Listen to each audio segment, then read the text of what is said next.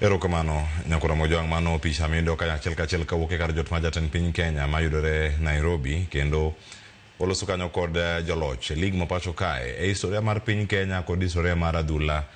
Tim mokwongo golo joloch e lig mar joma chuo kod mano mar wakeini en mano mar Police kamite kata Police Kenya Police FC kachiel koda ka Kenya Police Bullets mago mag wakeini mabende obedo joloch e lig mag wakeini e pacho kae. Puoch gi pa kuom ginyo ka jotelo mano loso matieko sani en jatend piny Kenya William Ruto, jatelo moloso motelo kanyo ante jatend migawo mochung' ne weche mag arita Kipchumba Murkomen, jatend migawo mochung' ne weche mag tuke Salim Vuria kachiel koda ka PS mochung' ne mano jagoro mongirore migawo mar arita Dr. Raymond Omolo mabende en patron mano mar Kenya Police FC kachiel koda ka mamoko mabende loso motelo kanyo en jalup patron ma en ogai mar obila ma pacho kae mano Douglas Kanja bende oloso kiny makawuono kiny mamoko bende ma oyuoro e budho makamano. Nyakoro mojang sigana makamano mesa mag weche mag tuke ike kendo adhi yude makare e weche manyien mag migago kagi kacha kawuono chieng' tich ariyo wan kanyo kod mano mar duol kod mano mar oimore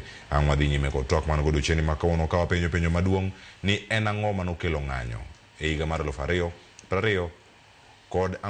wendo sechopo e studio kar kanda migi thuolo mar mondo gimoswa okinyi makawuono antiere kae kod jalony e weche mag siasa kod dongruok ma pacho kae Michael Agwanda yawre kendo machiegni mosi oganda ane jogo duto ma koro ng'iyo gik matimore TV Ramogi wadwa anawacho ni erokamano kuom watching TV Ramogi. Aparo ni TV Ramogi dhi maber ahinya kuom jogo duto ma nitie e dala ahinya. Asebedo ka awuotho e piny luo mang'eny to TV Ramogi nyinge ni malo kabisa. Erokamano kuom tiyo tich maber to kata jogo ma mosiko ka ng'iyo TV Ramogi aparo ni gimiyowa good rating kabisa. Agoni erokamano ahinya bende ne joneno bende mosebedo kodwa kar kanyo ma timore mana nikech in janeno mawageno kama chalo nyakoro mojong wan ka kod Elisha Ochieng Alam ma bende en jata chenro kata coordinator mano mar the Revolutionary Gen Z Movement kata RGM. Elisha oyawre kendo machiegni mosi oganda. Erokamano Luoch. Ago erokamano maduong' kuom bedo achiel kuom welo ma oluongo ka mondo otwage wachni kendo ageno ni wadhi bedo gi gombaka maber kendo wadhi puonjo jowa kata nyiso jowa achiel kuom gigo mano timore higa mokalo. Erokamano kendo machiegni bende chenro kiny makawuono an ka kod wakili Joshua Nyamuri oyawre kendo machiegni kiny ni mose jowa. Erokamano ahinya Luoch go amoso joka nyana kama wagintie amor yudo thuolo mar biro mbaka kodu kendo yudo siepna Gwanda kama mondo wago mbaka. Erokamano. To be one kind of revolutionary Gen Z. Other we watch revolution. Erokamano. Kanya mwachaki. Elisha, yena mondo miacha kodo kinyi makawuono. Ang'o mano mi oganda wuok oko, oganda matindo kidini ni Gen Z. Mane odhi ng'anyo higa mokalo. To bende gima otimore kamano ke pare odiochieng' makiny higa achiel toke. Kiny to okendo ken higa achiel toke. Kiny en mana waparo odiochieng' mane wagike climax mar ng'anyo cha nikech kapok nwachopo tarik 25 ng'anyo nochakore gimoro tarik 17 18 koka wachopo e chunye tarik 25 ma kiny wan gi rapar mare. Koro kadhi gimane demi rowere wuog oko maduong' kabisa mane jopiny nyalo neno kaka achiel kuom rawera ma bende ne wuok oko odiochieng' makamano. Ni wacho ni finance bill kata chik mar finance ma higa mokalo no ne nigi weche moko e iye mane dhi miyo japiny bedo gi ngima matek. To chikegi rowere nosechako wuoye kata jopiny ne wuoye seche mitimo gimiluongo ni public participation. Koro japiny wuoyo to jotelo manie parliament ok tim gimoro. Koro gitimo gigo gi wich teko. Iyudo ka japiny wacho ni ka agi ka arach gini dhinyo joma nweng'o gini piny. To wanasiasa kata parliamentarians onge gima gitimo gi thuon. Emano miyo rawere neno ni okay ka en thuon kamano kare koro wabende wawuog oko ndara mondo wang'e ni koro thuonu ni koro dwa teru kanye. Koro finance bill en achiel kuom gima nomiyo wawuok oko. To kata kamano kapok wachope finance bill nitiere weche moko ma jo Kenya nosebedo gi ng'ur. Ma finance bill no act kaka gima nyalo luongo ni trigger. Nikech ja Kenya ne winjo matek ka ging'iyo promises kata singo mane sirikand Ruto nosingo ne jopiny ne biro timo. Ne yudo ka sirikand Ruto nosingo ne jok mano luongo ni mama mboga, boda boda, jok manuengo gi ni piny, nosingo negi weche mabeyo beyo mar lombo kura. To bang' ka nosemiye kura nomodonji ofis. Koro jok mano singo negi ngima maber ka wiye nodhi owil godo, koro gichako mana timo negi timbe moko ma kandamiza gi, gichako timo negi timbe moko kanu neno jomoko dhi e pap MPs moko Rift Valley kocha gidhi mpira gitingo pes madongo dongo to kuonde mitinge pes madongo dongo gi nitiere ng'at mobiro bende neno mpira no kanyo ma dhi nindo kech otieno. Koro weche go ne osechako chwanyo jo Kenya. Ema nomiyo rowero neno ni nyaka wawuog oko ndara mondo koka sirikal otimo owinjwa. Erokamano ahinya. Wakili Joshua Nyamori, ine riwruok mar Okinde ineno ng'anyono kaka nobedo higa mokalo. Gima ne okelo ng'anyoni in ka irange dobe ni en ang'o maduong' ahinya mane otimore higa mokalo dwe mar 6 tarik 25 ma iwacho ni koka nochope climax nikech nitie jok mane ochaki tarik 20 mano timre rapar mar tich abich mokalo. Mokwongo adwa nyiso osiepna wacho ni adonjo kamoro kawinjo ni en revolutionary kendo in gi revolutionary Gen Z party movement. Yes. Ni one of the greatest revolutionaries niluongo ni Mao Zedong. Mao Zedong nowacho ni no research, no right to speak. So it is important ni ka gidwa bedo revolutionaries to nyaka gitim research mondo ka giloso to gilos based on authority. The reality en ni by the time mane ng'anyo timore, the issues mane nitie the original finance bill mane jopinyo complain about no se goal almost all of them. So that finance bill mane nitie ne en finance bill mane reflect paro mane wuok ng'enyne to a great extent paro mane wuok a public participation. But nikech the environment had been poisoned and nikech nyithindwa mane wuok oko no bedo misled gi jo siasa mane pachgi nok en loso of finance bill mondo bed maber but ne en kelo maundu to kod loko serikal ne kokubet ma unfortunately yuaruok no bet e kinde kijindewa matindo to gi police ma no wuok ni mwandu no kethore ji notho especially jo matindo. And therefore president no for the time being to manage the situation no ka finance bill no moketo bathe mowacho ni oko sign finance bill no so the meaning mar not signing finance bill and ni never continue to finance bill mane wan go from 2023 but at the same time president no ochako vunjo because not only there could be a deeper problem than problem ma finance bills here. A deeper problem and ni Kenya ne chalo moko riwore. Emomiyo it was very easy mondo nyithindwa obed incited mondo dhi ndara. Mondo wuonj sirikal, mondo los sirikal manyien mar broad base mokele ji together. In the new government, so all the face of Kenya nyalo bedo seen koganda mopogore opogore nyalo chung'to neno ni at least gin gi representative. The representation of the miyo oganda mopogore opogore neno ka gik ma gidwaro ni mondo otimore nyaka jomatindo. Minister mar water en ng'ama tin. And therefore I feel ni yes ne nitie misunderstanding. Secondly ne josiasa moko nokawo advantage mar gima ne timore. And thirdly, Kenya is better than it was 1 year ago. Nikech wariwore moloyo at the same time issues ma ji nyalo bedo ni dwaro no bedo so kata pod wan gi problem kaka jo Kenya but one a process ma resolving the problems emomiyo you know last week ngeni ncha one state house kaka leaders mo Kisumu to ne wa gi development package mo duko ne jowa na jiso ji ni chon wane na ko gende ni moko ne de kanya to mo gi mo telo turwi deponi mag the one opportunity the one be inyalo yawn wa gate no kwadwo that is part of inclusion erokamana yanga biro ile mondo mi penji kanyo ber ma ponono no biro tok ka ng'anyo ni ne osetimre bang' mane moneno ka nitiere gima chalo mosruok e kinde Raila Odinga kod jatend piny Kenya William Ruto wawinj pacha Michael Agwanda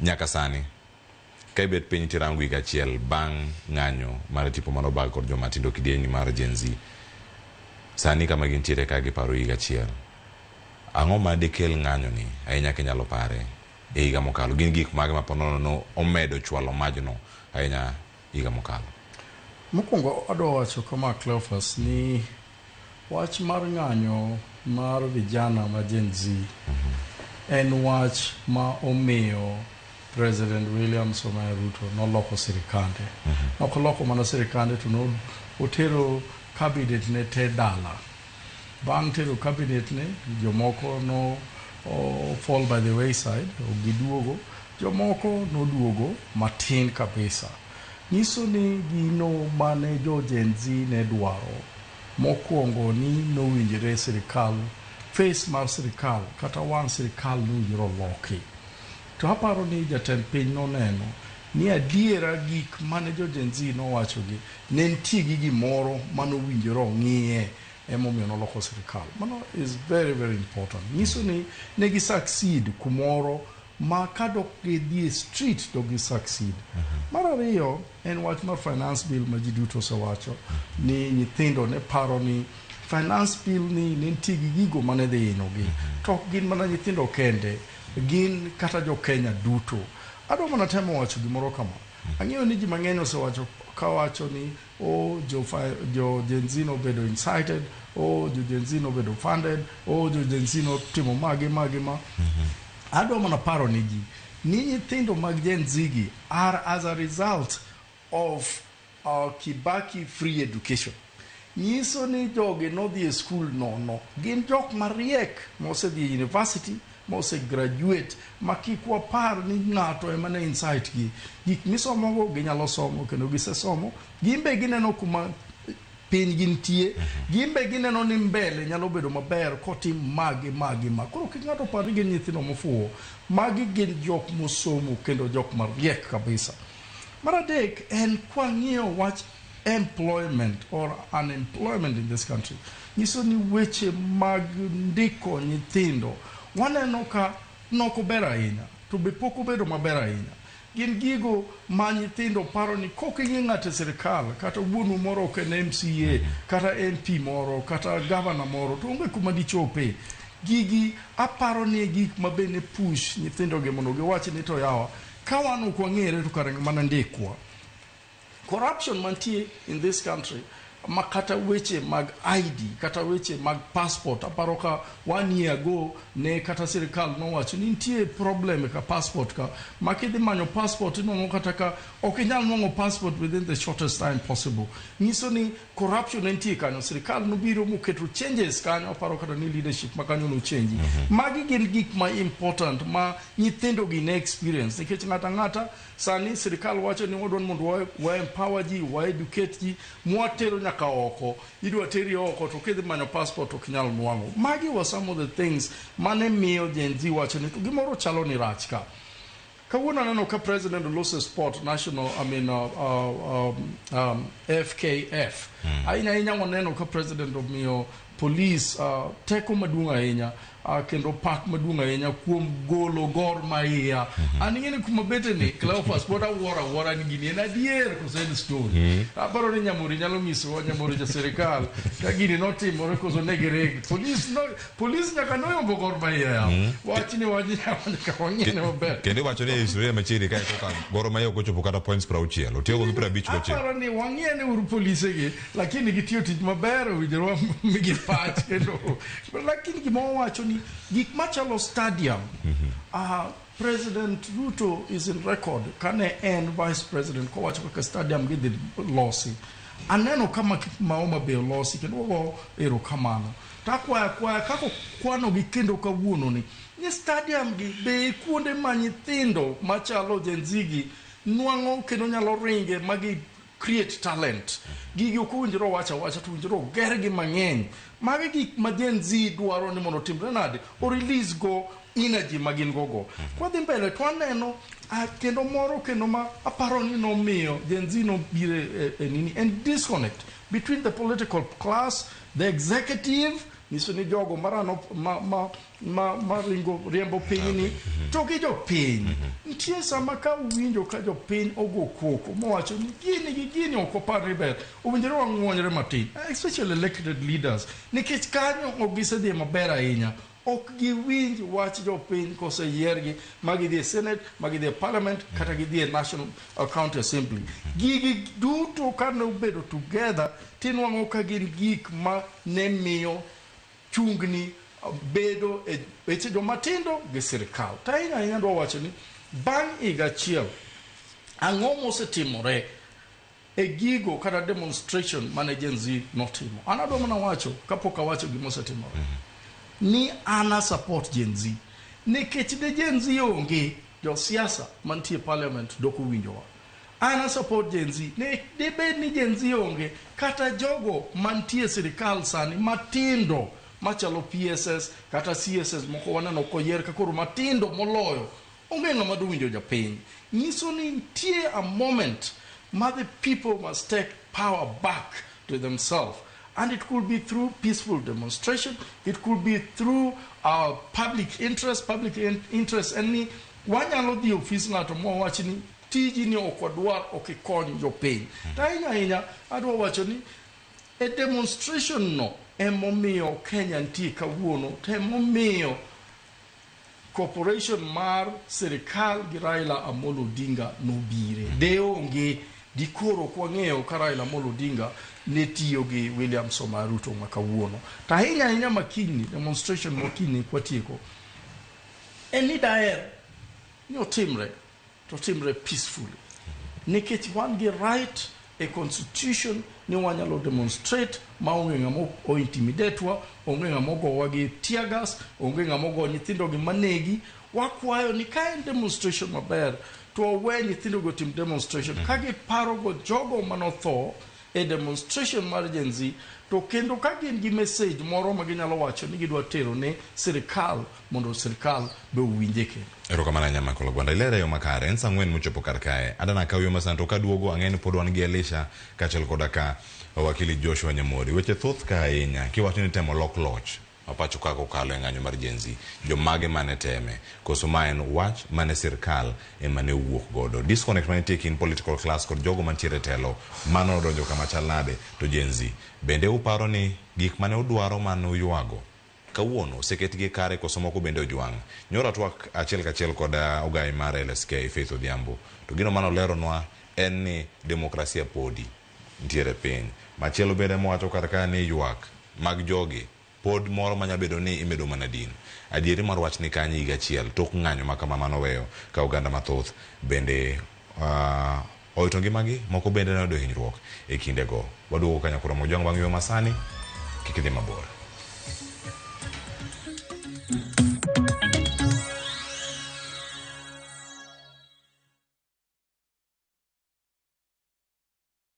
Explore Kenya, tembea na View Travel.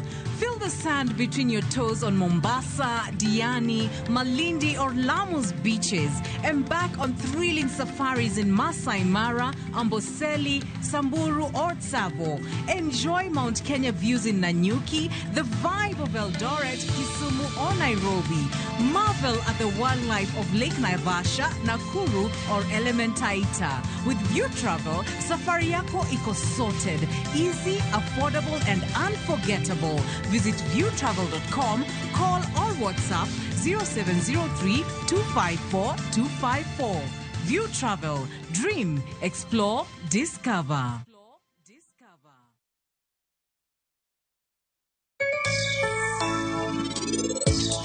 Penj laktar ko kale Ramogi TV ngima en mwandu iluonga ni Ruth Otieno kendo en ga morna mar bedo kod odiechieng' kod odiechieng'.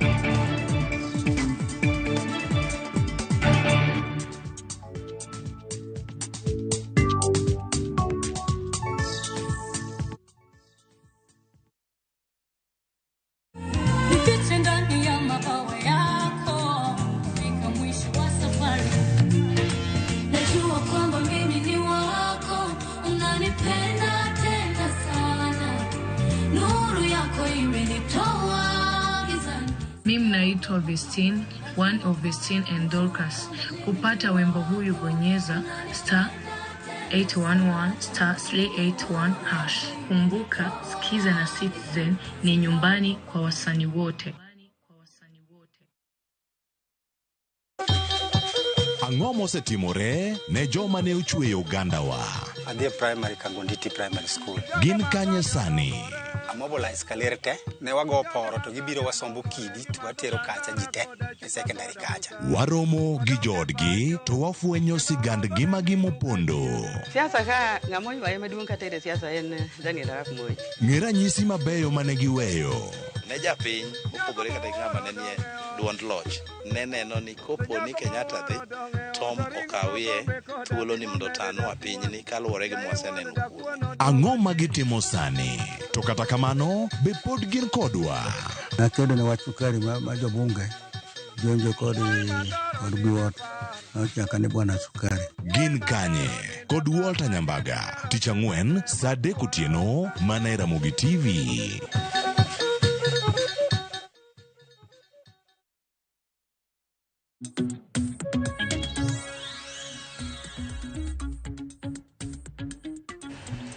Nyagora mo jong machiegni kendo cheno mar mbako romo dhi nyime ka odak sa dakika 4 tok sa 4 mar okinyi ma kawuono iwacho ni kata ka wantiere yweyo to akpodhi mana mbele ng'anyo masaka saa to kata ko ken saka saa ero ochopo higa achiel kinyi timora par mano mag jogo mane onegi e ng'anyo ma higa mokalo to kawuono antiere kae kod Gen Z iwacho ni revolutionary Gen Z movement mano ka gintiere e studio kachiel an kae kod Elisha Alam mabendo wan go ka kod wakili Joshua Nyamori.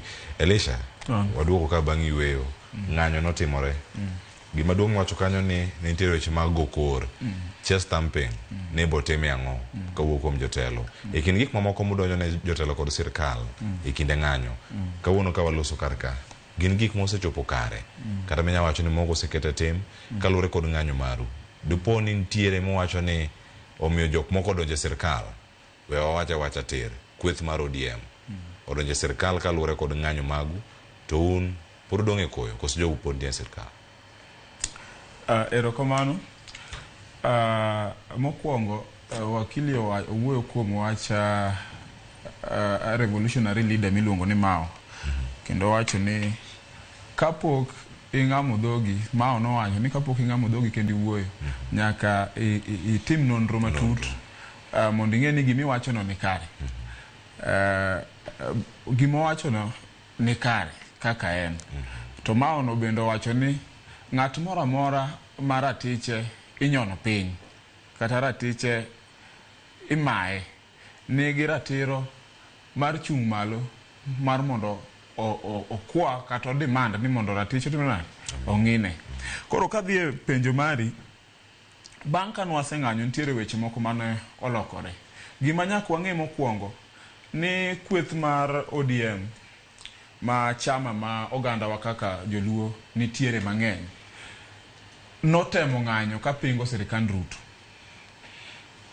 magi ng'anyo mano tamore. Bang' ka nosetamogi, to koro jakenya moro amora nomako dhod chunye. Ka jakenya nono ni yawa, ka gini otamo nyaka Raila, ma ng'anyoga ma mose, ng'ane chal ni notiya tiya nyaka chieng' mane to en motorane, en ema nowe loch. Ng'ane chal ni biro hinyowa ahinya ma gima ibitime onge. Jo Kenya chunygi ne lit ka ging'iyo koro kaka itimo gik moko gi thuon. Omiyo nyithindo Gen Z nowuok oko. Gik mane waywago mondo mi okonywa godo, kata gik mane hinyo japiny, President nochako maber kowacho ni ogolo oko kendo kodhi kete chik finance bill manokadh gi wich tekono. Kendo oriembo oko cabinet mare. To jok manoriembogo king'iyo matut, iyudo ka jok manoriembogo to kende jok ma pod ni ang'o nie cabinet kanyo. Iyudo ka nitiere mana lokruok moko matin emogol, lakini joka kato pod ni ang'o pod oduogi aduoga, kata obedo no owelegi kendo tergi e ministry mamoko, lakini pod gina ang'ono gina joka. Koro president nochako maber, lakini e chakone maberno pod odhi mbele gi wich teko cha, nikech ichako igolo, iwacho ni agwanda ka okoromo, kata jopiny no neno agwanda okoromo bedo sura mar presidency ma Kenya e cabinet. To kendo agwanda no ema kendo wachako wanene kendo ka ikore wile ka ne en sport kore wile kendo itere e cabinet machielo. Nyiso ni nigole to kin gi chuny mamor mar gole, pod ing'iyo kumidwa timona, kumidwa kete. Koro nitiere gik mane president ochako maber. Wawuoyo kuom weche mwawacho ni inclusivity. Kwa wuoyo inclusivity kaka oganda mar joluo, wang'e maler ni ne waonge e sirikand Ruto. To mano ok ratiro, nikech jakenya moro amora nigi ratiro mar yudo dongruok kata yudo ohala e sirikal moro amora, kata obedo ni noko oyiero sirikandno. Koro Ruto ka noseloso telo, nowinjore bed ni otiyo ne jakenya moro amora gi ratiro kaka jakenya. To joluo nowe oko ogandawa. Sani koro wan ang'ono, iwacho ni wan e iye. Sani koro iwacho ni koro wan jok maloso gik moko kacha, wakonyo Ruto timang'o gero Kenya. Ng'ama wacho? Oganda wa koro wacho ni wan e iye kacha. Mane miwache ground. Mane miwache ground. To gima penjo niya, ber wan e iye. But at what cost? Nikech wan oganda mwasebedo kwa gore ne ratiro mag ogendni. Wasebedo kwa ywak ni sirikal otine Kenya kumora mora. Koro seche ma wan e iye ni, to oganda moro to ni oko, to ni koro wanyierogi. Kendo wawacho ni sirikal manuketo ni wadhi duoke gi thuon 2027, nikech une manomiyo wago to koro wan e iye. Penjo na en niya, kata ka waduoke to waloso gik maricho manie iye gi. Kopo ne ok wadhi bedo e iye bang' kwaseduoke 2027, waduoko kendo duoge ndara. Koro nyaka wanen matut kaka oganda. Wan e iye, wan gi a better opportunity mag influencing decisions kachacha, mondo ratiro mane wagore ne kaka oganda ong'i ne jakenya moro amora ma ok ochuno ni nyaka ibed e sirikal koka ng'iyi. Erokamano ahinya Elisha. Wakili Joshua Nyamuri, in e iye, in e sirikal, ng'anyo kod ber mobiro kaluwore kod ng'anyo. Depo ni nitie kweth mano oteko ber mane pono dhi biro kaluwore kod ng'anyo mag Gen Z, to gidonjo e sirikal. Penyo maduong' mapenji sani ng'anyo matimore ga mokalo. Cleophas, gimomiyo Elisha mora en ni sama nene aneno ka ne pod watindo ka wan gi fire, but experience puonjowa ni sometimes the fire mar youth no piny duoke ga piny with the time. In fire Mario se reduce. Yes, because ne nitie ng'ama ne iluongo ni Winston Churchill. Nowacho ni if you are not if you're not an idealist at 20, then you have no heart. But if you are not a realist at 40, then you have no brain.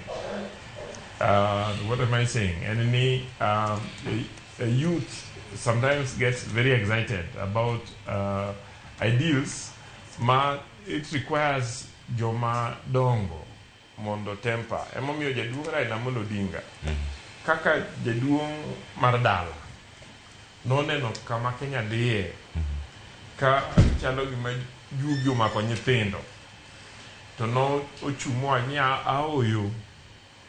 We have a Kenya to build and a Kenya to protect. Okay, mana golo Ruto. Kwase golo Ruto, then what? And no giwinjore ma giloso the broad-based government. Ma broad-based government no koro sani oganda wa feel ni nitie. Adwa ni mondo anyise Elisha be mi oganda wa se winjo malate oko kuom chigni 50 ka oganda wa neno mana ka jomoko yudo benefits e sirikal to oganda wa to ni oko. Alitna sana ka winjo ko wacho ni wan oganda mosebedo ka gore ne piny, gore no oganda moko. Ka onyuola mabedo activist kwa gore ne piny all my life makoro an gi lwar. Nyathina gi nyikwaya be mane tich monego ti.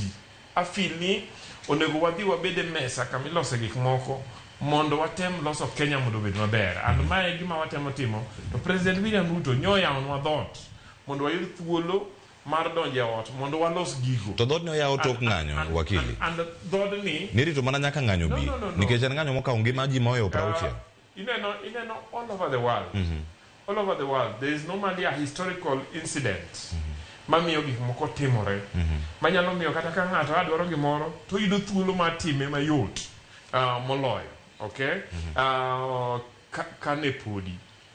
You know very well ni President William Ruto kanyo donjo to part of joma nyo donjo ga sirikal. Nyo chalo gi muketi tesre. Ni okwadwar ni wane mane wago ni kura okwadwar ni rwak jomoko ka. Ni kirwako jomoko to waweyi. Okay? So as being a jasiasa ma osekoma ka wach ng'anyo manyicho timore nyo oteme to no yudo opportunity mondo ochop singo manosebedo ko wacho chakre chieng' mano yiere ni odwaro ni mondo ger Kenya moriwo ji te. Kenya ma ng'ato ka ng'ato feel ni sirikal en part and parcel mar sirikal. Okay? And no konyuol joluo ni joluo mondo bedi opposition. Then we are part and parcel of jo Kenya, wan gi ratiro mar bete mesa kamilose weche mag Kenya. So adwa ni encourage Elisha ni kata en wadwar ne mana gimoro time e sirikand ni ok onyalo bedo oko ni pod oringe e ndara to nyithindo moringo gogo to noseger pinygi ma pinygi osebedo maber compared to Thurwa. Kidhi Thurwa keni Elisha in wuod kanye? In wuod kanye Elisha? Wuod Sakwa. In wuod Sakwa. Kadera. Kidhi Kadera tibro yudo ni mon pod omo pi e kulo gi pi e wigi to kidhi e gweng' Masawa ka tiro ni dala ka dala ni gi pi friji miyawo. Ido ka Thurwa king'iyo life expectancy igni ma ji tho tiro ni life expectancy jo Masawa gi dak chigni 2 times the age and yadunga gwenda ka en a health expert bro nyisi kidhi king'iyo weche mag somo tiro ni only 3% of women in central iwacho ni onge basic education to almost 90% mar women in northern Kenya. Magi are things ma wanyalo mana loso kwa bete mesa. So okwadwa ni bedo oko, okwadwa ni ringi kigori gi polisi ndara, wadwa ni mondo wayudi ni kamori bedie wager sirikand ni. Sirikandi wadwa ni gero nyaka jojo. Jite nyaka donja sirikal ni Michael Lagwanda.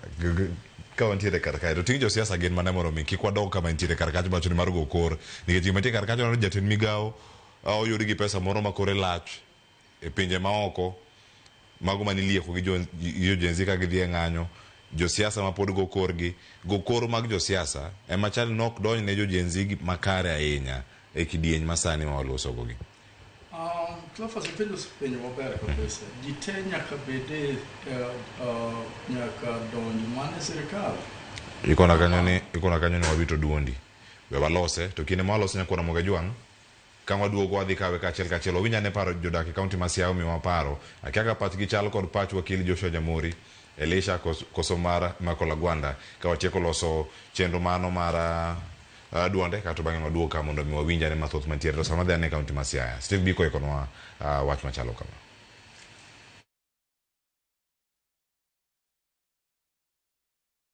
Manieri Masia kanya kagie sani antiere kanyo ero ma iluongo ni Governors Park kanyo mabende seche moko oganda yuega ka thor mar topic ma wan godo kawuono ni eri mawacho ni en ang'o manokelo ng'anyo mag 2024. Ayudo kinde mar twak kod rowere go eko mag Gen Z mawuok e kaunti ni eri ma Siaya ka adakawo pachgi mondo mi gipimna ni gin giwegi to gineno ni dibed ni en ang'o manokelo ng'anyo ma 2024. Ibiro paro kanyo ero Cleophas ni ng'anyo ma 2024 en gino ero ma wich ok en wil godo ponono ibiro ndiki historia mar piny Kenya ni mar tarik 25 dwe ero mar 6 higa mokalo kata odoko ni rowere go mag Gen Z nosebedo ka buogo e yore go mag mbui ni gibiro bedo bago ng'anyo mapek pacho ka endi nokayo mayot kata kamano kano romo tarik 25 rowere gi eki nodhi monjo bunge mano od bura ma pacho ka endi kendo kanyo ero nwaneno kanyaka mach noliel e bunge ma pacho ka endi kopogore kod mano bende Cleophas ibiro paro bende ni rowere achiel yeki nodonjo nyaka e od bura kacha chane ma girwako nyaka lewni moyiedhi mag chenro mag bunge ka bende moko kuomgi nohadho nyaka chiemo e bunge kanyo. Bang' mano nwaneno ka jatend piny mano William Ruto nodhi movunjo oko buch jotend migepe ma Kenya ka mago manochako godo tich bang' vunjo jotend migepe ni eri Cleophas jatend piny William Ruto noweyo mana jatend migawo ma jatend jotend migepe mano Musalia Mudavadi bang'e nodhi chak sirikal manyien mano mar manywanda kata broad based government mano waneno ka nyakoro mo jongo do kanyo mondo moyuda ne paro ma wuok kuom Steve Biko mana achiel ka mentiere kar kanyo mondo miang warangi ne kama wantiere kar kae wacho ni mokwongo en temo loko loch mar jatend piny Kenya William Ruto komago mantiere kar kanyo. Elisha antiere iri sani kato bang' aduog ir Michael Agwanda koselos weche gi mag tudruok ka ma e makare deponi mano e chal mar wach manentiere koso paro manentiere e tok wi oganda duto ne mar dwaro telo makare mar loko paro kata mar loko loch mar jatend piny Kenya William Ruto kinde ng'anyo moneno ka od bura bende no wang' Supreme Court kata no wang' oganda moko nitiere oko jonjore donjore kod ng'anyo mago en adier mano notimore kinde kato sani dipono bedo mopogore. Erokamano gima okwongo nyaka wang'e ka dok e penjo mi penjo Agwanda ni ng'at moro amora nigi ratiro mar bedo e sirikal en mar Kenya to wan bende wan jo Kenya koro seche ma wawuoyo kumoro amora ma intie ine i sirikal no nikech ichulo osuru mari kata obedo ni ok itie iye to sirikal no winjo bed ni tiyo ni kendo kaka japiny iyudo berne koro ok ochuno ni nyaka nenie kata ki supporte koka nyis ni ine sirikal pinge ni bende duong' moloyo nikech seche mi pinge kata seche mi penjo moro to eka giyudo thuolo mar konyo kuma ne gidhiye marach koro en gima nyaka wang'e ni ng'ata ja Kenya moro amora ni e sirikal by default. Wach mi penjo ka bende ng'anyo mane wan godo higa mokalo ne en mar loko sirikal gima nyaka wang'e ni jok mwadilgo ka gin josiasa to josiasa nigi yo ma gidwaro mondo gi tug godo tukgi mapile ma iluongo ni siasa gidwa ni gitug politics kaka gitugo ang'ono gitugo pile yo mokwongo ma josiasa godo siasa margi en propaganda ginyalo wacho ni ng'anyo nacho chako maber lakini koro kawuono ng'anyo uno uriworu gi jonjore madwa mondo lok sirikal kendo nudho muwang'o nyaka parliament. Chik mar Kenya kendo wakili ong'eyo ni parliament represent such jopiny kech jok mane parliament kacha gin jok oyier gi jopiny nikech waduto ok wanyal dhi e parliament.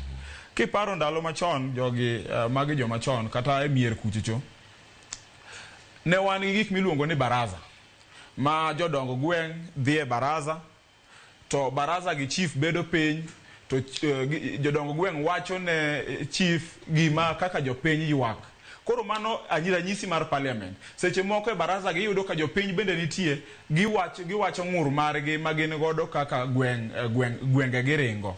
Koro parliament en wang jopiny. To parliamentarian owinjo bed ni wacho wach ma japiny oore kuchocho mondo dhi owach. Ok wach kaka executive kata kaka rais dwaro mondo owach kachacha. Koro japiny nigi ratiro mar ng'eyo ni seche ma ng'ama nooro mondo dhi oterne ote kuchocho otamore tero ote no, en gi ratiro mare mar go koko ni yawa na ori mondo iwach kama titamori. Mano miyo wadhi nyaka e parliament nikech kuno giwacho ni kuno ok wanyal chope. To kuno rema waorogi gin joote magwa. To kori aori to gima ori cha bende ok iwachi, in iwacho mana wach ng'at miromo gode ang'ono, iromo gode ndara. Koro nochunowa kaka joma tindo nyaka wadhi kuchocho kuma waorogi echa mondo parnegi ni wach muwacho kani ok man waoro mondo timre mondo wach. Koro ne onge gimoro ni wadwa loko loch kaka iwache. Wan wadwaro mondo winji ywakwa. Winjo ywak tiende ni Ruto must go. Kipenjo ni winjo ywak tiende ni Ruto must go. Nyaka wang'e ni seche ming'anyo to idwa ng'anyo gi yo mane. To ng'at mane mok winji ahinya. To kaka nwaneno Ruto ema jok manie parliament winjo. Nyiso ni japiny koro ok timrok nade. Japiny man gi teko moloyo te koro ok winji. Koro emomiyo wawacho ni kore Ruto ni ema timrok nade ema rach. En ema koro nyaka timrok nade odhi dala. Erokamano Michael Agwanda mos komano manotimre. Ayo ni sani wanya winje yo makare. Mana kama ni leronwa ji te ok nya donjo e sirkal. Mane paro ma entie kama mokwongo miwacho ni ero. Penjo ne ni bende ji duto nyalo donjo e sirkal kaka wakil Joshua Nyamure ne wache kar kacha ni ero. Kata Elisha bende omanyne mana kumoro mondo mi odonji. Kare chal ka gima joma tindo nyanyiew te madonjo. Aneno kanya Morara Kebaso gini be nosewacho wan koro aweyo. An adhi mbele gi biashara na. Mano nyaka bed mana tij Nyamuri. Morara Kebaso to nyaka bed ok tij ng'ata ng'ata. Ng'eyo gima mora gi owadwa Nyamuri. Nyamuri en jaluo ma kodhi e sirkal to dwaro ni mondo joluo moko bo donje. Kendo nyaka wapak mano nikech wan joluo ong'ewa ni kuma wadonje to ng'ama odwa gwere go matek ahinya moloyo ng'ata ng'ata en ma jaluo wadwa. Kendo ok en gima ber ahinya. Kendo jaluo mang'eny ka nitie offices madongo mineno ma wawacho kata mag sirkal gi to kidhi ire to ng'isi ni wan jopiny ing'iyowa e gino gwelwa agwela. Igwelo gi mochiem kanyo mandalo ne rum ka en poko konyo ng'ato ni owacho mana ogwel gi agwel. La Nyamori to dwaro gi chunye te. Ok en kata ni owacho ni mana Elisha kende. Asebedo gi Nyamori kendo kwayo mana ni donjuru gini. Gima dwa wacho en ni Nyamori ji duto kata oganda maluo te ok nyal donjo e sirkal. Jogo mosedonjo e sirkal ema nyaka mak lwet joluo modong' kata jodhot modong' mondo oket gigi kumoro. Naneno ka dire moko Owalo nodonjo bedo PS. Ng'ama nogoja Owalo modwa nego e Kenya ka ne en jaluo. Waneno ka PS Omolo be inwang'o ka jomoko Mabei kocha ok ywe gokinyi godhiambo ni gidwaro mondo gole. Tiwacho ni to yawa jok madwaro ni mondo gol jogi mage jotelo mage wuok gweng'wa wuok e thuchewa mondo bed kacha mondo konywa ni to emwadwa goyo ni mondo gol. Magi gik manyaka wakemea kabisa e nying Yesu ni Satan mar ich lit, Satan ma ok nyal neno jaluo moro ok nyal bedo kumoro mok igorigoni nyaka rum. To kendo gigi goyo mana gi josiasa ma wuok piny milambo wa kendo igoye ma buche igoyo gotieno kaka idwa gol Raymond idwa gol ng'at ma en Satan ma nyaka chieng' mane ma wan ok wanyal bedo kumoro achiel mondo watiguru kumoro achiel. Iwinjo gima wacho ni Nyamuri ok en gima tugo to en gima rach ahinya. Ni wagore kendwa kata kuonde mowinjore wabed ni wan gi teko kabisa. Raymond Omolo kumobede no embe Nyasaye nomiye mana nafas mondo bed kanyo mondo embo konj jopiny. Igoye nang'o? To kata obed mana Owalo igoye nang'o? To kata obed mana Nyamori kuma entieni wamany mana kaka wanyalo tiyo kodgi. But number one responsibility mar sirkal ok ni ji odonje sirkal, but to provide gima Kiingereza luongo ni enabling environment mondo ji ogo ohala, ji odage kwe, mondo nyithindo machalo Gen Z gi onge ng'ama chielo gi kidi, nyinego, mondo demonstrations gi beti mos mondo pinywa be nyalo grow ni kata ka wa invest e agriculture wanyalo timo agriculture maber mondo kata kidhi manyo passport kata ID ng'ato penyi ni to in jakanye mondo ndara oger kata tok gwenge ji manyiso ni en development tie kumoro amora mage gik mowinjore timre ok ni nyaka wuodu bede president but sirikal owinjore bed sirikal ma enable johala ka botimo ohala jok maketo factories botim factories ta ahinya kwa ng'iyo gik matimore sani wan neno ka devolution en gima ne nyalo konyo ji to kawuono adom na ng'isi ni wach devolution nyaka ng'iye ahinya mondo ng'iye kabisa nikech kila fasi nwang'o kidhi e gwenge moko ma kata milambo wa kocha kumoro amora okete tol ni ng'ato chwalo osuru kumoro amora okete tol devolution nokel mondo kete tol e gweng' mondo kata jangware nyaka chul mana osuru to pesa masani dhi e county oingo mane dhi e municipality to gigo nok tim iwinjo gima wacho nyiso ni kik waketu devolution mondo bed an enemy of the people nikech sama idwa kawo nyaka taxes mag ng'ato maonge go moting'o jatuo ma be jatuo no ok ochulo pikipiki no nikech pikipiki no okwaya ti nyaka kawo osuru ire nikech en gi pikipiki man to wadhi kanyo gima temo wacho en ni sirikal owinjore enable people mondo ti matek mondo timo ohala matek to jogo mane sirikal gimbe gitiya to jogo manyalo tiyo maonge corruption jogo manyalo tiyo ma ok ni taxes nyaka keta malo wadwa wacho kata kigero ot Kenya kasani nyaka ine janema ichaki ine ja county nyaka ine national government construction authority nyaka ine king'iyo jogi gin ji madhi apar manyaka ng'i gik ma kaka idwa gedo ok awach ni girach so seche moko nyaka wapenjre ni are we enabling or we are discouraging people mondo o invest e pinyni gima dwa wacho en ni jaluo to winjore odonje sirikal sama Raila pod nigi osiep gi William Somaya Ruto ni odonje sirikal mondo nwang' gigo mongi nyalo nwang'o nikech mae nafas moro okiny makawuone mwang'eyo to kiny twakia gima nyalo timore takwayo mana ni obeda genuine relationship manyalo konyowa ta ahinya kanwa wacho weche jenzi deo winjore wabede uru piny maka oneg ng'ato ok ni ka en ong'ondo were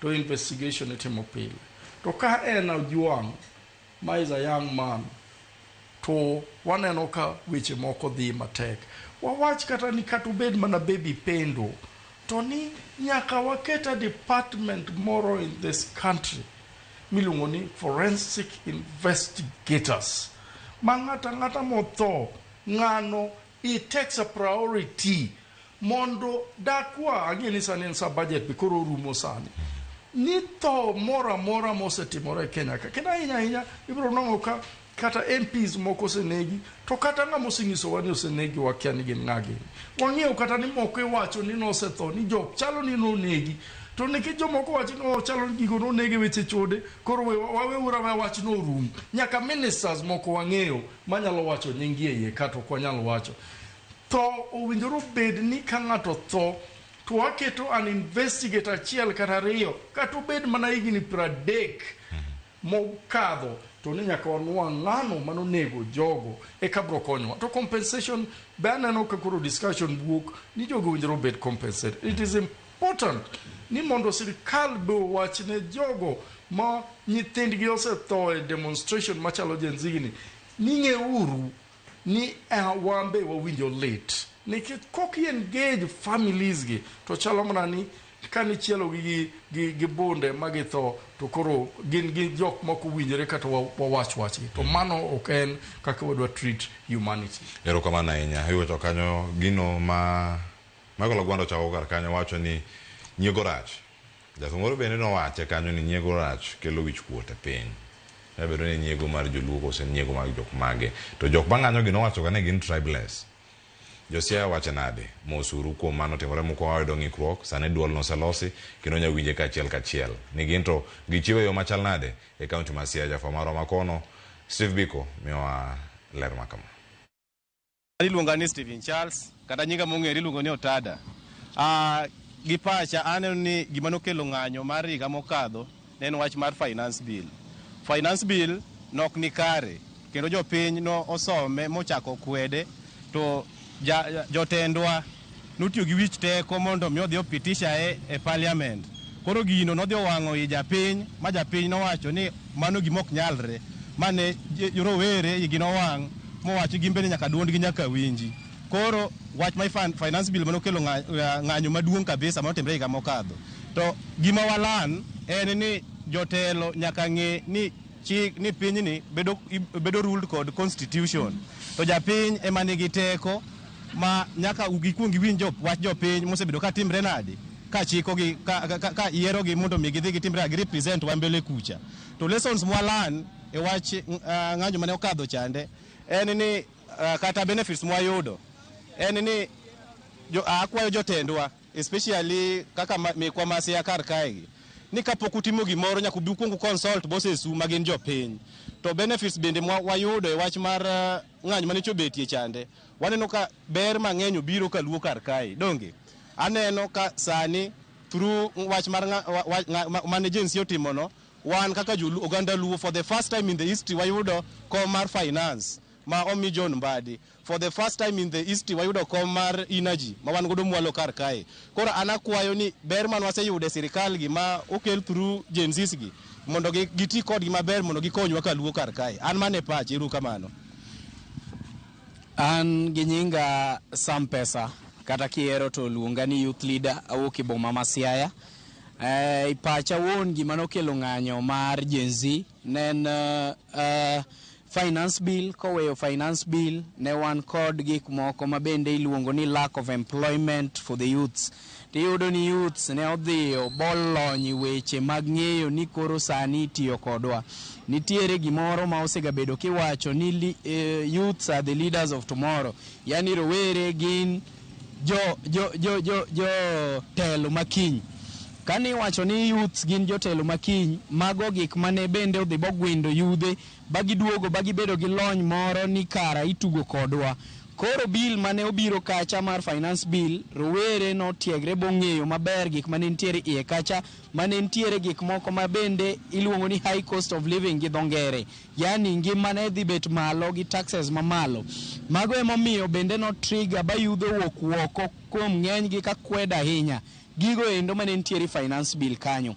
To gi sani kwarango e piny ma kaluo kaendi, ng'anyo mar yudhe no bende osekonyowa wan kaka yudhe, nikech sani jotelo gin gi space moro ma ginyalo winjowa kaka yudhe. Ok ni sani gitimo atima gik moko to gikalo i bunge ma wan ok onyiswa. Sani jotelo katimo gik moko gibiro irwa kaka jopiny to gipenjowa ni magi ma chal nade, magi ma chal nade, to wacho ni mano ber, moro ni gol, moro ni ok ber. Mano bende momiyo kata ng'at jatendwa ma CS Mbadi mano mi tijno waere kabisa ni wach kano oseloso bill to biro ir japiny bo explain ni japiny ni magi manitiere kanyo. Moro mi wacho ni maendi propaganda to mano onge. To kawadhi nyime dwaher mondo wakwa jotendwa te mondo watiuru kanyakla mondo wane ni gigi te odhi mbele. Kaki wacho ni yudhe wan leaders makiny, wan wasewuok oko kendo wacho ni wan leaders masani, to wadhi ensure ni wawuok oko kar rombwa mondo mi wan bende duondwa owinj kijenzi. Onge mang'eny madwadwok wacho, we ni jomoko bende omed wacho moko. Erokamano mokwongo, nyinga iluongo ni Moses Auma, awuok Rarieda. Gima nyalo wacho wach ng'anyo manokalo mar Gen Z ema nokelo ng'anyo wach financial bill. Wach financial bill manokelo ng'anyo nokelo lokruok mang'eny nikech nomiyo wabedo gi Attorney General, nomiyo wabedo gi CS Marinaji, nomiyo wabedo gi lokruok mang'eny kabisa mwanyalo neno e sirikal, nikech omiyo wabedo gi manywanda, wabedo gi broad based government ma wan go nyaka sani kendo konyo kabisa.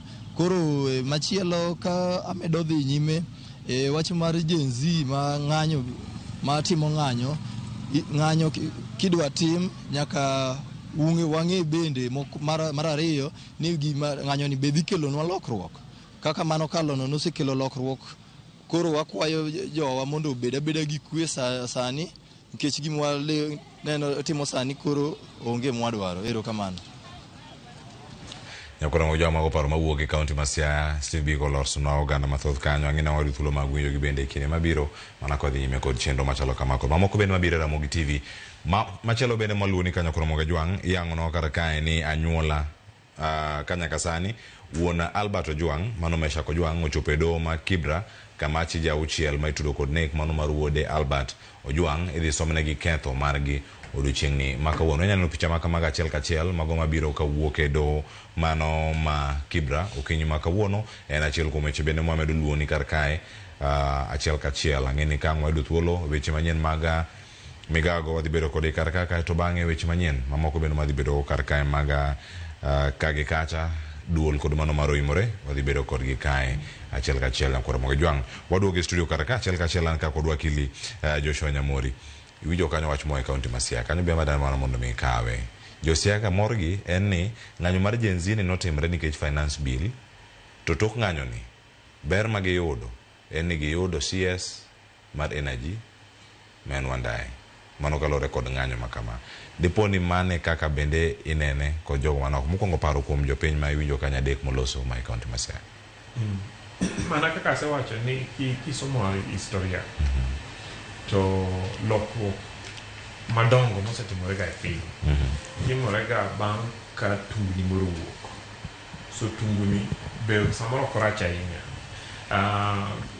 UN kama koro human rights ma wadwa matin ma Elisha wacho ni oae nolosore 1945 bang' lweny mane nitie Second World War.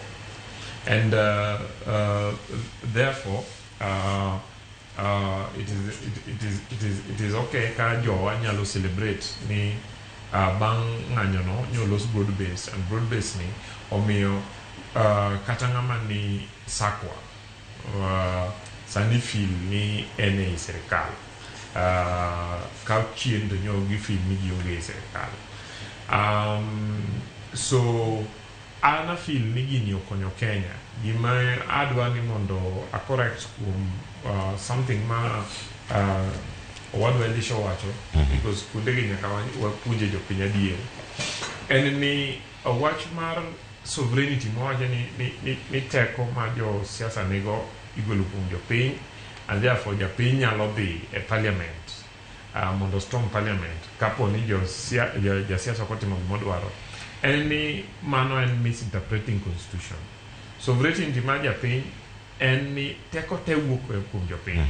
Omiyo jopiny yudo nafas ma jopiny yudo according to me gin about nafas adek. Nafas mokwongo en ni during elections japiny yudo nafas mar yiero jatelo modwaro ni mondo dhi otelne mondo time. Mar ariyo en ni japiny nigi nafas mar referendum. Nika nitie wach moro matek ahinya ma joma nyo yiero ka ok nyal timo tiluongo gi referendum to gichiwo pachgi e referendum. Mar adek en ni japiny nigi thuolo mar public participation. Ni sama jatelo cha timo gimoro to nyaka oduogo penji jopiny to gitimo public participation. To piny gini ok include going to storm parliament kata going to storm state house because kitimo mano tiketho chik. And adwa be ni mondo anyis Elisha kaka jatelo mar jomatindo ni mondo gipuonjo piny adier ni katiba ok oyie ne ng'ato mondo ng'any in a way ma ketho chik to pod obedo protected. Protection manitie article 37 ma wacho ni every Kenyan is allowed to peaceably and unarmed to express themselves and demonstrate. Adwa ni mondo jowa ma Gen Z ong'e ni wach ma Kenya wacho ga ni katiba wacho ni gin gi right to peacefully and unarmed. Ok peacefully and unarmed. Katiba wacho peaceably and unarmed.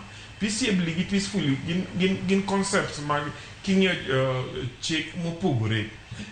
Peaceful and just the act ni inyalo dhi ti katigo koko to kibakidi to mano ina peaceful.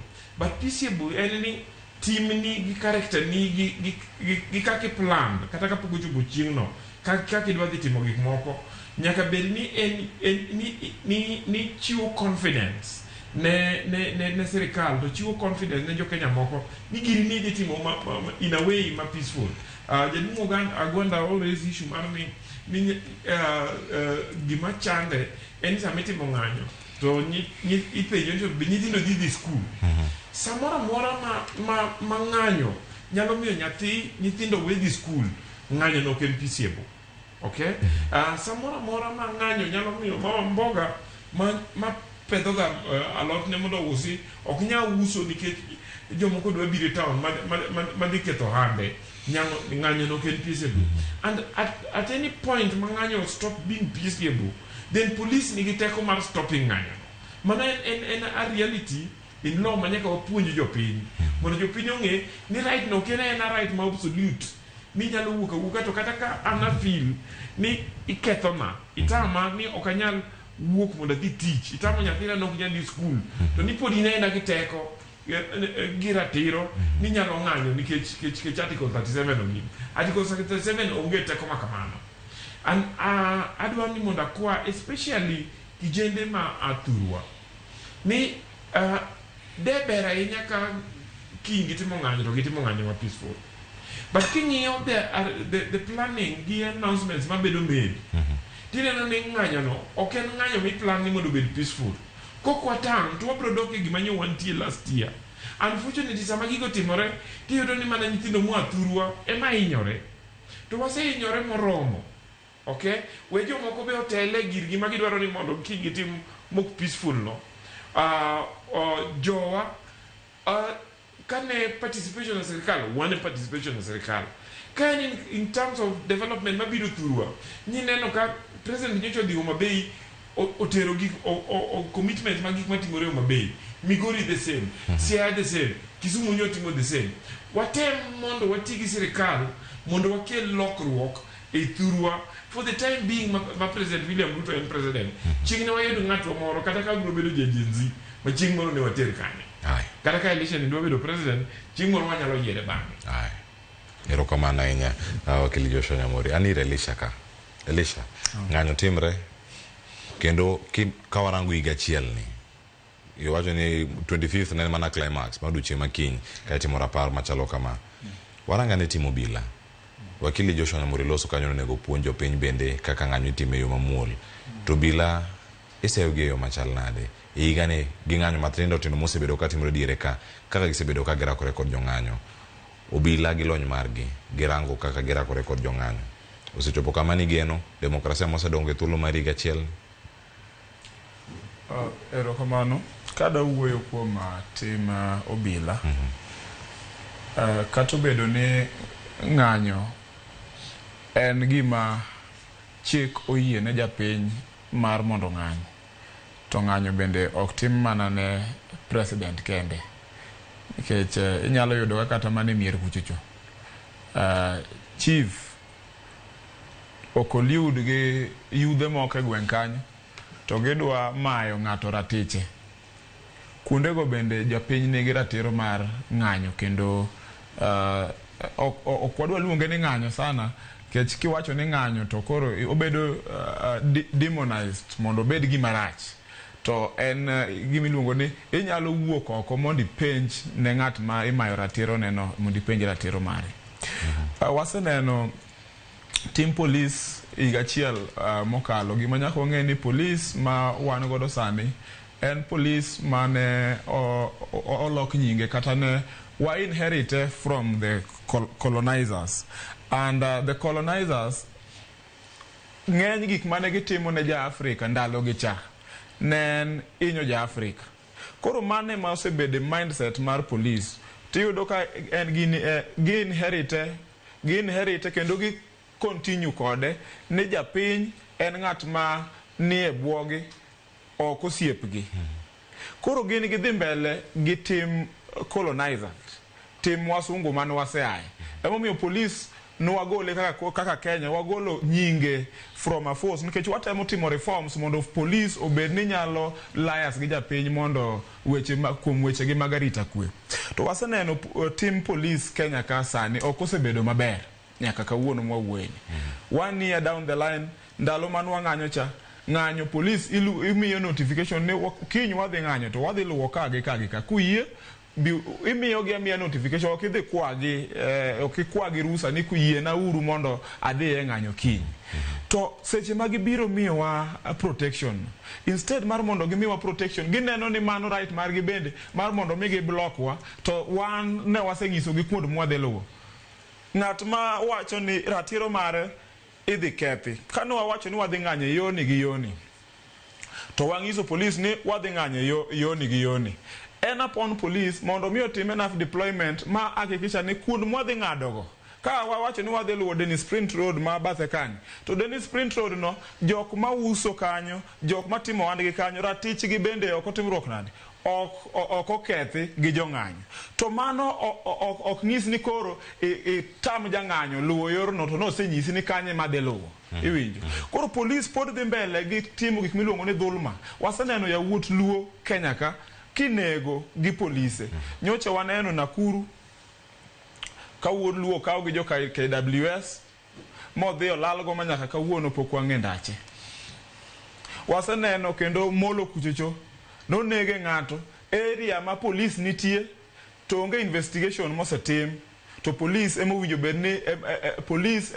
bed ni timo investigations waneno ka police odhi nyaka dala ng'ato ma kawuode ma ting all the way from Homa Bay ma bigo Nairobi ka ma dhi negi koro tim police pod rach kendo tim police pod dhi bedo at the center of conversation Kenya ka kendo kata kwa dhi mbele ng'anyo mamoko ma nikech kiny no ke giko mar ng'anyo pod biro madhi mbele nikech japiny moro amora nigi ratiro mar ng'anyo kuma oneno kinye. Erokamano Elisha. Michael Agwanda, ng'anyo dhi bedo kar ka kinde mabiro kata kama kiny otimore kata kobare jomatindo pangogi to ka orang timo bila depo ni maik moko ma medo wang'o ich kendo nyabedo ni dhiro gi ahinya kata odiochieng' no makiny magilieko ni gima kama nyalo bedo katimore mokwongo mar dwaro mondo mi jalup IG mano DIG mondo mi ogwe tao kik no obed thenge wacho ni mano to onge chik mar bedo tenge sekta mano mar obila kama entiere kachiel gigi madhi medo rage kata madhi medo ich wang' ni ikind jopiny gi kako obila osebedo katiyo obila orakre kod jong'anyo yo machalani. Adwa mana paro ni 2024 nitie IG maniluongo ni Koome. Tanyalo paro be maber ahinya ni kane ji ng'anyo kendo yawuotwa gi ne ng'anyo ma Gen Z gi. Koome nowacho gik mang'eny ma kane ng'iyogi nok en ng'ama ne dwaro ni mondo okel kwe kata uhusiano maber kuome gi jogo mano demonstrate. Anyalo paro ni nowacho gimoro machalo ni gik ma polisi oting'ogo ok gin ludhe, gin bunde. Aparo ni nowacho gimoro ma also ne boda gimoro ni obro siaga jogo mobiro demonstration. Gima nyaka wawach en ni sani wan gi IG Kanja. To kendo ng'ama jo Gen Z ng'iyo moloyo aloya ni Kanja wachano. IG no eno wachano. E pacha wuon kake ng'ano moseng'iyo weche mag siasa kezo demonstration ma Kenya ka adwa mana wacho gimoro achiel. Police owinjore odog e training. An jalony mag gik miluongo ni governance policy kata gige health go nyaka gidhi training. Pinyni kata kondiki kawuono ni japuonj to kaka niwuok e college bang' 20 years pod in mana japuonj cha to kidhi neno gik matimore chik ahinya e weche mag capacity building wacho ni bang' higa adek nitie gino mosetimore pinyu kata e migawo mitieno mopogore momedore matin mowinjore dhi winjane. Kijana ni owacho wach National Police Force mana wan go chon manowuok from colonial mentality. Nwa change katiba nobiro manyien nwa change 2010 mo akele ni National Police Service. National Police Service koro nobiro mo split National Police Service koni kaito wan gi directorate mar be DCI. to kata kok DCI wachako yudo jomiluongo ni IPOA be bathe ka mang'iyo weche mag maricho ma polis osetimo maseche moko giparo ni ka an polis tatimo gimarach polis moro ok nyal biro maka nikech kobiro maka to wan watiyo kumoro achiel ere kaka ichake maka kendo oduo ere kaka kendo idwa maka oluoch to ing'e ni an uskodi to adier an anyalo wacho ni nyaka watrain polis mondo polis ong'e ni kitimo gimarach ok itimo gimarach ne polis kata ne ng'ano miluongo ni Gen Z ka dibed ni polis titimo marach ne chik mar pinyno to kitimo gimarach ne chik mar pinyno kata ibed mana ni in owadwa titimo gimarach an polis owinjore abed gi right ni kana ayudi kineko to in owadwa imbi amaki amaka in wuod minwa kata itimo marach to chik wacho kama e gima owinjore watim. Daher ni mondo kanwa neno gima neno kijana mane uso mask e town ni ka ng'ato chiele lisasi to chiele lisasi ka oonge gimoro amora iye ich wang' no en ang'o gimoro sani be owinjore koro ochak wacho openly iluongo ni weche mag wich rach kata stress kata gik depression mantie polise gi wamiyo ng'ato bunde to wuon gi notho nyoro en podo yuak timie bunde for example ng'amodhi onwang'o kucho to chiela lisasi owinjore wang'iuru ni order mane wuok from the above ni mondo bi ne polis mapiny gima koro wadilgo mar ojwang' ni order wuok from above idhi mak ng'ato makel to procedure okolu maber ahinya gigi be nyaka wang'i ni sama oori kata dibed mana ni in polis matin ng'ini ma en chik mar piny koso dobedo order mana mar ng'at miluongo ni jatelo ni gigi kwang'iyo duto demonstration ma Kenya ka dhi bedo mopogore. Kamano, katieko kodi mondo mi ayud wach mogik kawuok kuom wakili Joshua Nyambori koda Elisha. Michael, oganda matindo nitiere kar kae, kiny itimo rapar. Wach mari ne gin gibedo ang'o? Jonyuolgi, anyuola maromo ji 60. Kod moko bende molal ma kawuono bende pong'e kama gintiere. E kind ji mamoko kitimo rapar ma kamae, buo nyiriri 30 ka watieko. Ado wacho ni kiny demonstration kendo jogo matindo duto wacho ni kiny ne gidhi timo demonstration kendo gibiro dhi in the street. Aparo jo Kisumu naneno statement gi, aneno jo Mombasa, jo Nairobi be aneno kawuok mang'eny kabisa giwacho ni kiny gidhi demonstration and right gi. Kendo wawacho ni adiera tho mane jo Gen Z nyithindo ma jo Gen Z no tho ok en gima wanyalo wacho ni en gima kadha kamano, en gima lit kendo winjore jogo molal mapok onwang' sirikal winjore okelnwa gi mondo migi family gi gibede gi nafas mar goyo ne yuago nyithindgi to moko mabe nohinyore be wang'iyane to ahinya dwa wacho kama wabedo gi peaceful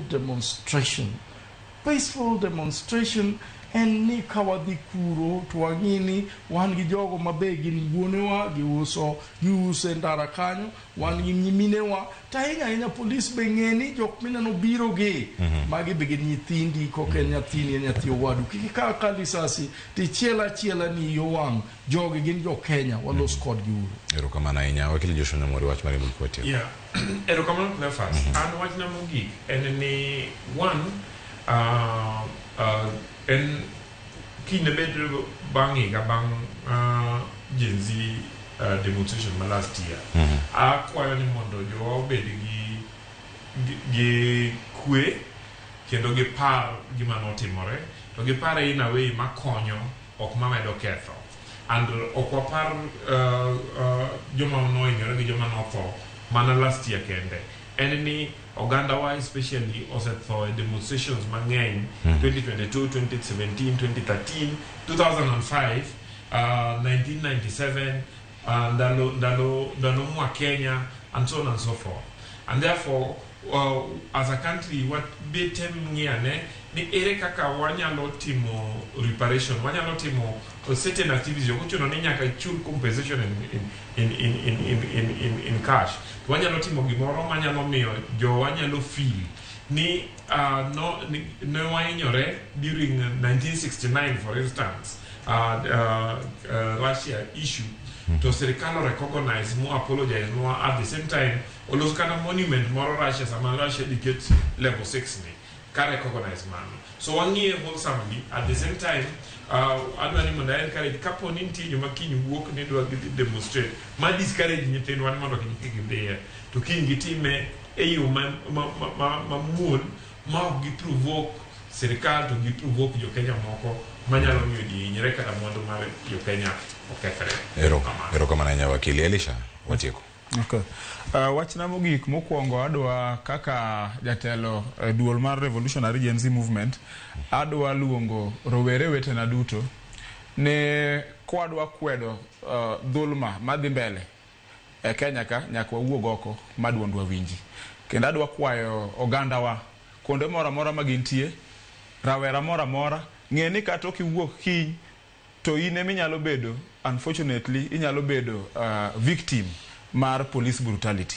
Koro wawuoguru oko kiny waduto watim ng'anyo marwa e yor kwe kendo wapar bende ogandawa mosehinyore kuom igni mang'eny e weche mag ng'anyogi. Mana kaka wacho higa mwaka 69 ogandawa nonegi mang'eny.